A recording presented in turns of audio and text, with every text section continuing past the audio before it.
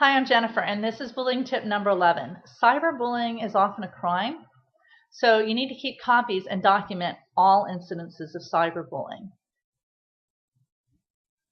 In order to get help, other people to help you with your bullying problem, whether it's a real-life bullying problem or a cyberbullying problem, you really need to document what's happening to you, especially if what is happening is rather severe. So here's 3 reasons why you need to document your bullying, including cyberbullying. And parents, this is for you. Your child is not going to be very good at this, so it's your responsibility to make sure this documentation takes place. I have a free bully documentation log on my website that you may download. 3 reasons why you need to document cyberbullying and actually all bullying effectively. You need help to get the bullying to stop.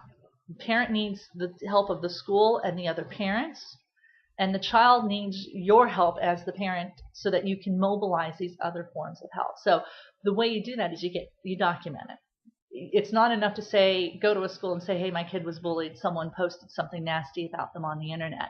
There's really not a lot that the school can do about that. But if you have documentation that shows the criminal nature of what was happening to your child, that there's threats of violence, that they're encouraging your child to commit suicide, whatever that is, if you have that documentation, you can present it to someone and they go, oh, that's not good. And this is, again, the reason why we don't just call it cyberbullying, is because cyberbullying kind of minimizes what's happening when what's really happening can be really quite severe. So the reason, number 1, you document is because it helps you mobilize other people to your aid. The second reason that you document is in the event that this goes to a criminal trial or you decide to press criminal charges against the individuals who are doing this. And yes, you can do that. And this can be very, very helpful. But you might want to get a restraining order as opposed to charging the kids with criminal activity, because again, they're kids. Let's be compassionate with them. A lot of kids that engage in this don't think about what the consequences are. They just think it's a game. They think it's funny without thinking about the consequences because they're kids. But if you have the documentation, that allows you to get a restraining order, which will put the kids and their family on notice that what they're doing is severe. And if you have the documentation, it's really hard for the parents of the other children to just dismiss it as just kids being kids. When they are forced to see the words that their children are writing, it makes a huge, huge difference. So that's the second reason you want to properly document the cyberbullying. The third reason is if it does go to trial, if there is criminal proceedings against what's happening, you're going to need that documentation. So it's really important that anytime a threat or cyberbullying incidents occurs, you take a screenshot and you put it in a file and you save it. And you need to help your child with this and help them know that this is part of how we're going to get it to stop.